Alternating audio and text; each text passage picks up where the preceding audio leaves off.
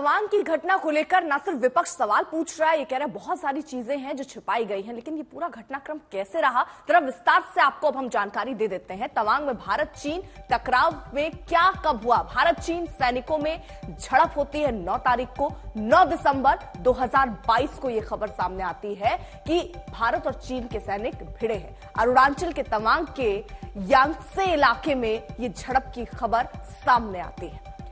देश के 6 जवान इसमें जख्मी होते हैं, लेकिन चीन के 15 जवान इसमें जख्मी बताए जाते हैं।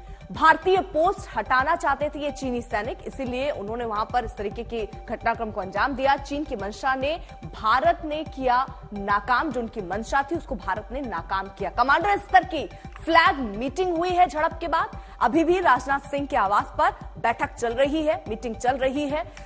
दोनों ओर से सैनिक फिलहाल ताजा स्थिति यह है कि पीछे हट चुके हैं। तो तवांग में फिलहाल स्थिति क्या है? दोनों ही ओर से जो सैनिक हैं वो पीछे हट चुके हैं, अपनी अपनी जगह पर जा चुके हैं। सुप्रिया भारद्वाज हमारे साथ, हमारे सहयोगी इस वक्त जुड़ चुके हैं और कांग्रेस और तमाम विपक्षी दल सीधे तौर पर आरोप लगा रहे हैं कि बहुत सारी घटना इसमें छिपाई जा रही है, इस पूरे मामले को दबाने की कोशिश हो रही है। कुछ नेता भी कांग्रेस के उनके साथ हैं। सुप्रिया, आप जरा जानकारी दीजिए और बात कीजिए।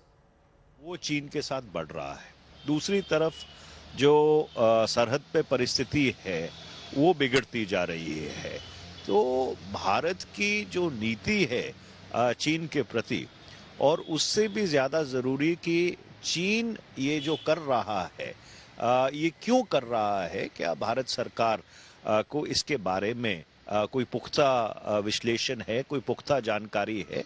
इन्हीं सारी चीजों को लेकर हम पिछले सितंबर 2020 से मांग करते आए हैं कि संसद में, दोनों सदनों में चीन की परिस्थिति को लेकर या भारत चीन रिश्तों को लेकर उसमें एक व्यापक बहस की जरूरत है।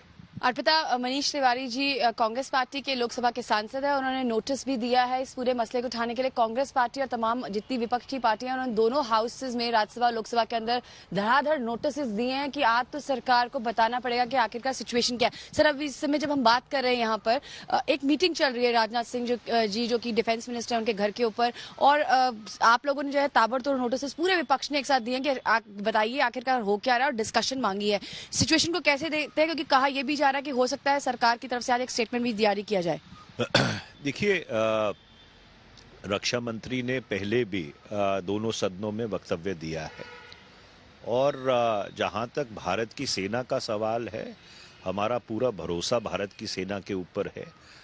हर लड़ाई जिसमें जो भारत ने लड़ी है, उस लड़ाई में हमारी सेना कामयाब रही है।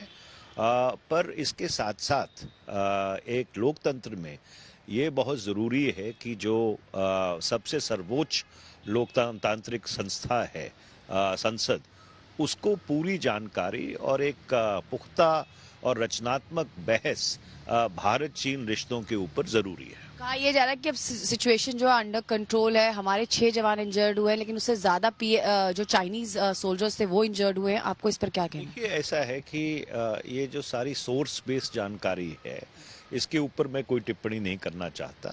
हम ये उम्मीद करेंगे कि सरकार की तरफ से औपचारिक तौर पर जो परिस्थिति है, जो तवांग में हुआ है, और जो पिछले अब 31 महीने हो गए तनाव की परिस्थिति बनी हुई है, उसके ऊपर सरकार एक रचनात्मक और एक व्यापक चर्चा के लिए अपने आप पहल करेगी। 1975 में तवांग में जब यह विवाद हुआ था, तब भारत के 4 सैनिक शहीद हुए थे। क्षेत्र में दोनों सेनाएं कुछ कुछ हिस्सों पर अपना दावा ठोकती रहती हैं। 2006 से यह विवाद ऐसे ही जारी है। एक बार फिर से जब ऐसी खबर सामने आई कि वहां कुछ जवान हमारे घायल हुए, हालांकि नुकसान चीन के जवानों को ज्यादा हुए, लेकिन फिर भी यहां विपक्ष ये चाह रहा है कि सदन पर यह चर्चा होनी चाहिए। तुरंत चर्चा के नोटिस सदन में विपक्ष की तरफ से दिया गया है। चीन पर संसद को भरोसे में ले सरकार। क्या जानकारी आ रही है वो सरकार स्पष्ट करे, संसद के सामने सदन के पटल पर रखे। चीनी गुस्ताखी पर देश को अंधेरे में रखा गया है, ये बयान ओवैसी की तरफ से सामने आया। वो कह रहे हैं कि हमें सच्चाई बतानी चाहिए कि आखिरकार ये स्थिति पैदा हुई तो पैदा कैसे हुई। ओवैसी और क्या कह रहे हैं, आपको सुनवाते हैं। मोदी सरकार बड़े अफसोस के साथ, और हमारी बदकिस्मती है कि वो अपनी खामोशी को बनाए रखे हैं। ये क्लैश जो हुआ 9 तारीख के दिन हुआ, पार्लियामेंट चल रही है और 12 तारीख के दिन शाम में मीडिया के जरिए देश को पता चल रहा है कि हमारे भारत के बहादुर फौजी सिपाही जख्मी हुए हैं। जब पार्लियामेंट चल रहा है तो सरकार पूरे देश को क्यों नहीं बता रही है? अपनी जिम्मेवारी से पीछे हट रही है। हमारी मांग है संसद के अंदर भी और संसद के बाहर भी प्रधानमंत्री खुद लोकसभा और राज्यसभा में सामने आकर चीन ने जिस जिस क्षेत्र में अनाधिकृत कब्जा किया हमारी सरजमी पर, उस पर जवाब दें और बताएं कि 2 साल पहले की यथास्थिति कब तक वो लागू करेंगे। क्योंकि यहां तो ये भी कहा जा रहा है कि अब चीन ने तो मोदी सरकार से बात तक करने से इनकार कर दिया। आज अरुणाचल में, लद्दाख में जो कुछ भी चाइना के साथ हम लोग का इंसिडेंट हो रहा है, all these are creation of Congress. तो कांग्रेस का समय में अगर इस चीज़ को मैकमोहन को बाउंड्री मनाया किया होता, आज ये इंसिडेंट नहीं होता है। लेकिन जो कुछ भी हो, चाइना का एक एक्सपांशन पॉलिसी है। इस एक्सपांशन पॉलिसी को हम रुकेंगे।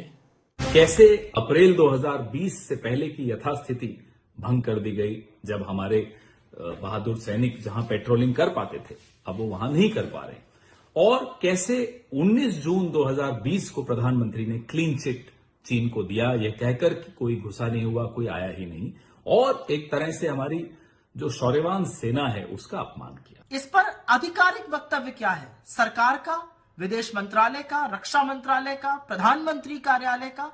कुछ नहीं, सिर्फ सूत्रों के माध्यम से खबर चला दो। मोदी जी, आप इस देश के लोकतंत्र के चुने हुए प्रधानमंत्री हैं। शी जिनपिंग की तरह उम्र भर के लिए नहीं चुन लिए गए।